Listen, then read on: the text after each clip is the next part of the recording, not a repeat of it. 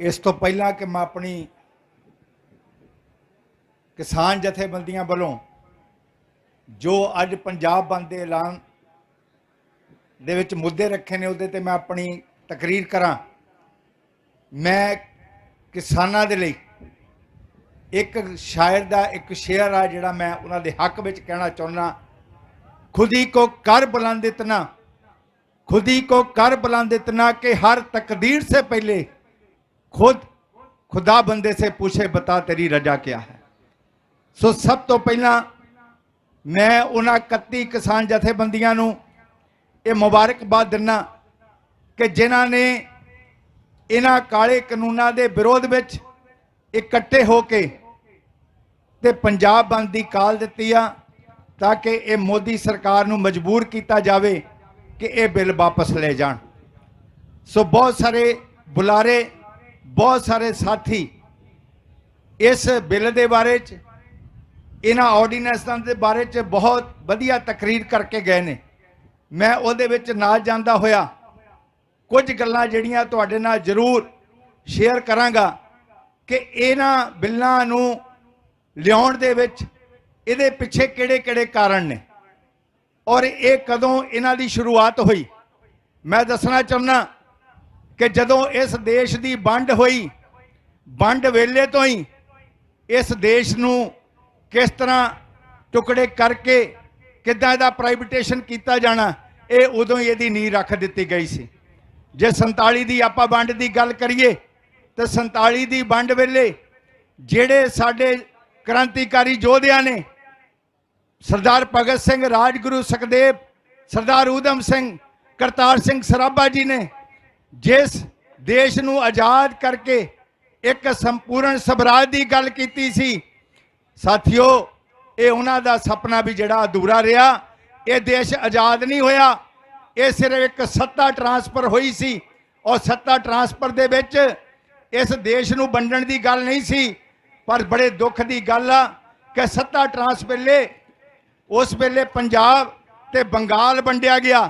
और जदों पंजाब वंडिया गया तो पंजाब दे विचों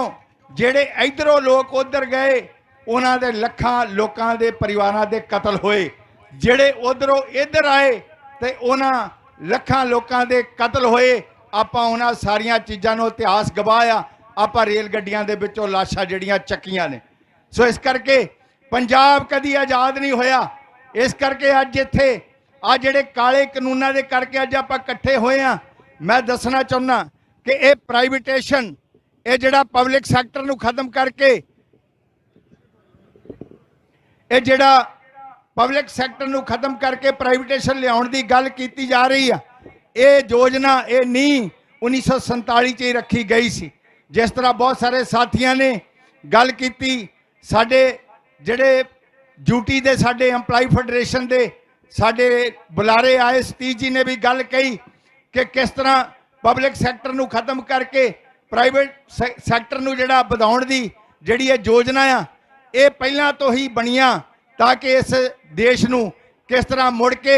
उस तरह ईस्ट इंडिया कंपनी की तरह जिहड़े अज इस देश दे विच ईस्ट इंडिया कंपनी के रूप दे विच अडानी, अंबानी, टाटा और बिरला काम कर रहे हैं, किद्दां उन्हां नूं ये सब कुछ बेचिया जाए। मैं तुहानूं दसना चाहुंदा कि इहदे पिछे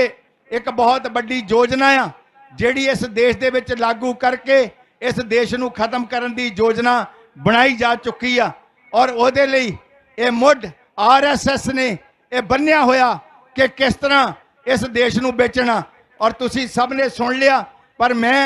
इस कानूनां दे उपर एक दो गल्लां जरूर करनियां ने क्योंकि इत्थे गल जिहड़ी आ किसानी दी हो रही है। और मैं दसना चाहुंदा, मैं किसानी दे उपर बोलण तो पहला मैं दसना चाहुंदा किसानी है की आ। कई लोग अज एक भंबल भूसे वाली स्थिति सोशल मीडिया ते पैदा कर रहे हैं कि जिस वेले लॉकडाउन लगा होया सी और जदों पिंडां दे विच लॉकडाउन सी ते झोने की लवाई का सीजन सी ते कुछ पिंडां दे विच पंचायतां ने मते पाए कि मजदूरां नूं जिहड़ी मजदूरी आ वो 3000 या 2500 रुपया देनी आ, पर जो मजदूर मंगदे असीं वो नहीं देनी। अज मजदूरां नूं किसानां दे खिलाफ खड़ा करके इस अंदोलन नूं तार पीडो करन दी कोशिश की जा रही है। पर मैं दसना चाहुंदा कि किसान कोई धर्म नहीं, किसान कोई रिलीजन नहीं हैगा, किसान दुनिया दे विच सारी दुनिया दे विच पाया जांदा, ओदी कोई शक्ल ओदी कोई सूरत नहीं।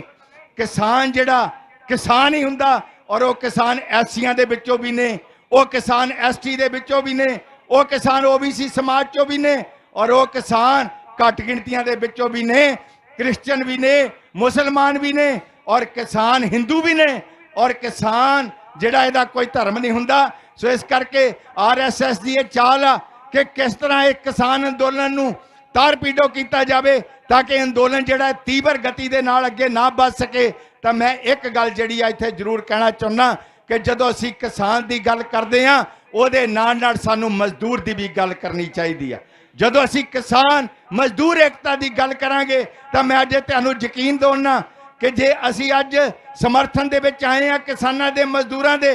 ते असीं किस तरह बन के आए हैं, एक गल समझण वाली आ। साडा एक बैनर आ सिख मुस्लिम दलित ईसाई साझा फ्रंट, ਇਹਦਾ मतलब कि पंजाब दा सिख भी तुहाडे नाल खड़ा हो गया, पंजाब दा दलित भी खड़ा हो गया, पंजाब दा ईसाई भी खड़ा हो गया, ते पंजाब दा मुसलमान भी खड़ा हो गया। और ये हुण अंदोलन नूं जदों तक के बिल वापस नहीं लाए जा सकते, मैं मोदी साहब नूं दस देना चाहुंदा, मोदी सरकार नूं दस देना चाहुंदा कि ये हुण कल्ले किसानां दा बिल नहीं आ, ये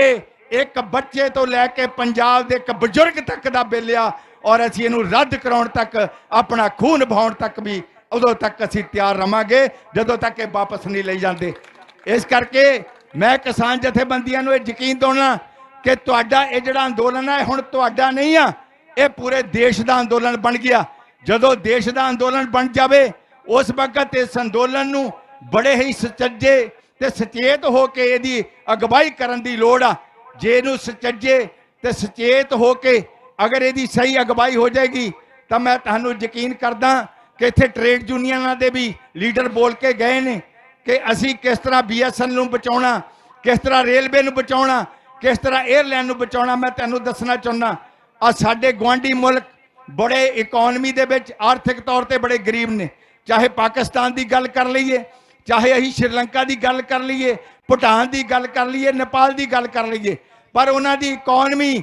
भारत तो किते ज़्यादा कमजोर होने के बावजूद भी उन्होंने अपनी एयरलाइन नहीं बेची। पर यह मोदी सरकार मनुवादी सरकार अजिही भारत दे विच 2014 च सरकार आई आ जिन्हें अपनी पहचान ही खत्म कर ली कि अपनी एयरलाइन भी बेच के रख दी है। सो इस तो बड़ी शेमफुल, इस तो बड़ी निखेधी करने वाली होर की गल हो सकती कि अपनी एयरलाइन ही असीं बेच के रख दईए। सो इन्हां दी एक सोची समझिए साजिश आ। सिर्फ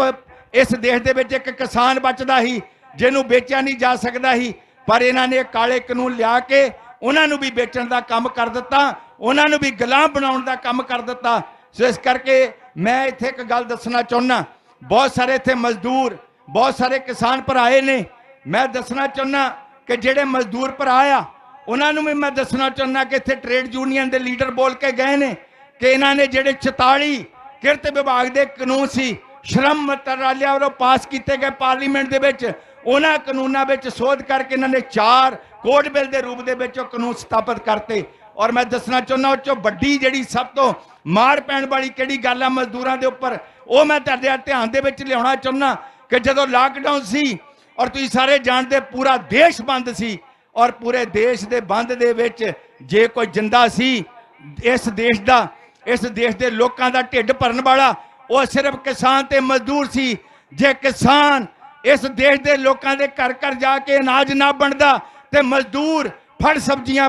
जड़ियां पैदा करके उन्होंने वढ़ के उन्होंने कट के जे लोगों के घर ना लैके जाता तो मैं ये तुहानूं दावे ना कह सकदा ये देश कभी भी बच नहीं सकता ही। अज GDP बाकी सारे खेत्रों चों 24 या माइनस, पर एक किसान की GDP आ जिहड़ी +4 इस देश दे विच आई आ। ये सब कुछ जानते हुए भी मोदी सरकार किसानों का कतल करना चाहता। मोदी सरकार ने यह बिल लिया के इन्हों का डेथ वारंट जारी कर दिता। सो ये बड़ी शेमफुल गल आ और मोदी सरकार को यह समझ लेना चाहिए कि जो तुसी पहलों पिछे कर लिया वो हुण दौर मुड़ के नहीं आएगा, क्योंकि हुण देश जाग चुका है, देश अवेयर हो चुका। हुण किसी ने भी जब तक ये बिल वापस नहीं लै जाते किसी ने घर चुप करके नहीं बहना, तो जे चुप करके नहीं बहना ਤੇ ਮੈਨੂੰ ਇੱਕ ਖਾਸਾ ਜ਼ਰੂਰ ਜਿਹੜਾ ਅੱਜ ਇੱਥੇ ਇੰਟੈਲੀਜੈਂਸ CID ਔਰ ਸਾਡੇ ਬਹੁਤ ਸਾਰੇ ਸਤਿਕਾਰਯੋਗ ਮੀਡੀਆ ਦੇ ਵੀਰ ਵੀ ਆਏ ਹੋਏ ਨੇ। ਮੈਨੂੰ ਇੱਕ ਬਹੁਤ ਵੱਡਾ ਖਾਸਾ ਆ ਥੋੜੇ ਦਿਨ ਪਹਿਲਾਂ, ਇੱਕ ਦੋ ਦਿਨ ਪਹਿਲਾਂ, ਜਦੋਂ ਕੁਝ ਪਾਰਟੀਆਂ ਦੇ ਵਰਕਰ ਜਿਹੜੇ ਆ ਇਹਨੂੰ ਪੋਲੀਟੀਕਲੀ ਕੈਸ਼ ਕਰਨ ਦੇ ਲਈ ਇਸ ਅੰਦੋਲਨ ਨੂੰ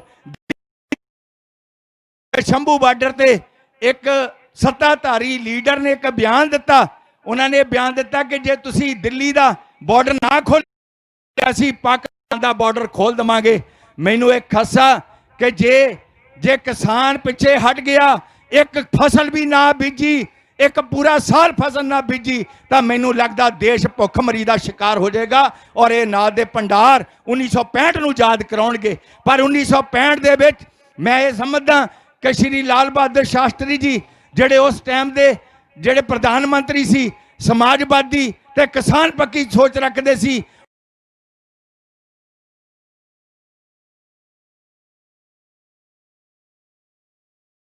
ਮਜ਼ਬੂਤ ਦਾ ਪ੍ਰਗਟਾਵਾ ਕੀਤਾ। ਕਿਉਂਕਿ ਉਸ ਵੇਲੇ ਅਮਰੀਕਾ ਜਿਹਦੇ ਪੈਟਰਨ ਦੇ ਉੱਪਰ, ਜਿਹਦੇ FDI ਦੇ ਉੱਪਰ ਇਹ ਸਾਰਾ ਕੁਝ ਜਿਹੜਾ ਫੋਰਨ ਡਾਇਰੈਕਟ ਇਨਵੈਸਟਮੈਂਟ, ਵਿਦੇਸ਼ੀ ਮੁਦਰਾ ਜਿਹੜਾ ਨਿਵੇਸ਼ ਕਰਨ ਦੇ ਚੱਕਰ ਦੇ ਵਿੱਚ ਇਹ ਦੇਸ਼ ਨੂੰ ਬਰਬਾਦ ਕਰਨਾ ਚਾਹੁੰਦੇ ਆ, ਉਸ ਵੇਲੇ ਅਮਰੀਕਾ ਨੇ ਵੀ ਭਾਰਤ ਨੂੰ ਅਨਾਜ ਦੇਣ ਤੋਂ ਨਾ ਕਰ ਦਿੱਤੀ ਸੀ। ਪਰ ਇੱਕ ਪੰਜਾਬ ਦਾ ਇੱਕ ਕਿਸਾਨ ਸੀ, ਪੰਜਾਬ ਦਾ ਹੀ ਮਜ਼ਦੂਰ ਸੀ, ਜਿਹਨੇ ਦਿਨ ਰਾਤ ਕੰਮ ਕਰਕੇ ਜਿੱਥੇ ਦੇਸ਼ ਦਾ ਢਿੱਡ ਭਰਿਆ, ਜਿੱਥੇ ਦੇਸ਼ ਦੇ ਪੂਲ ਦੇ ਵਿੱਚ ਅਨਾਜ ਭੰਡਾਰ ਭਰੇ, ਉੱਥੇ ਉਹਨਾਂ ਨੇ ਦੇਸ਼ ਨੂੰ ਇਸ ਕਾਲ ਦੇ ਸੰਕਟ ਵਿੱਚੋਂ ਵੀ ਪੰਜਾਬ ਦੇ ਕਿਸਾਨਾਂ ਨੇ ਬਾਹਰ ਕੱਢਿਆ। ਮੈਂ ਮੋਦੀ ਸਾਹਿਬ ਤੁਹਾਨੂੰ ਇਹ ਦੱਸ ਦੇਣਾ ਚਾਹੁੰਦਾ, ਇਤਿਹਾਸ ਗਵਾਹ ਆ ਕਿ ਜਦੋਂ ਵੀ ਕੁਰਬਾਨੀਆਂ ਦੀ ਲੋੜ ਪਈ ਆ, ਪੰਜਾਬ ਦੇ ਲੋਕ ਕਦੀ ਪਿੱਛੇ ਨਹੀਂ ਹਟੇ। ਕਿਉਂਕਿ ਥੋੜੇ ਦਿਨ ਪਹਿਲਾਂ ਜਦੋਂ ਅਸੀਂ ਸਮਰਥਨ ਦਿੱਤਾ 31 ਕਿਸਾਨ ਜਥੇਬੰਦੀਆਂ ਨੂੰ, ਮੈਨੂੰ ਕਿਸੇ ਪੱਤਰਕਾਰ ਵੀਰ ਨੇ ਸਵਾਲ ਕੀਤਾ ਕਿ ਤੁਸੀਂ ਤਾਂ ਕ੍ਰਿਸਚਨ ਹੋ, ਤੁਹਾਡਾ ਕਿਸਾਨਾਂ ਦੇ ਨਾਲ ਕੀ ਲਿੰਕ ਆ? ਤਾਂ ਮੈਂ ਉਹਨਾਂ ਨੂੰ ਇੱਕ ਗੱਲ ਜ਼ਰੂਰ ਕਹੀ ਕਿ ਮੈਂ ਪੰਜਾਬੀ ਆ ਪਹਿਲੋਂ, ਤੇ ਪੰਜਾਬੀ ਹੋਣ ਦੇ ਨਾਤੇ ਪਹਿਲੋਂ ਮੈਂ ਕਿਸਾਨ ਤੇ ਮਜ਼ਦੂਰ ਹਾਂ, ਉਸ ਤੋਂ ਬਾਅਦ ਮੇਰਾ ਦੂਜਾ ਧਰਮ ਆਉਂਦਾ, ਬਾਕੀ ਗੱਲਾਂ ਬਾਅਦ ਵਿੱਚ ਆਉਂਦੀਆਂ, ਪਹਿਲੋਂ ਮੈਂ ਕਿਸਾਨ ਤੇ ਮਜ਼ਦੂਰ ਹੈਗਾ।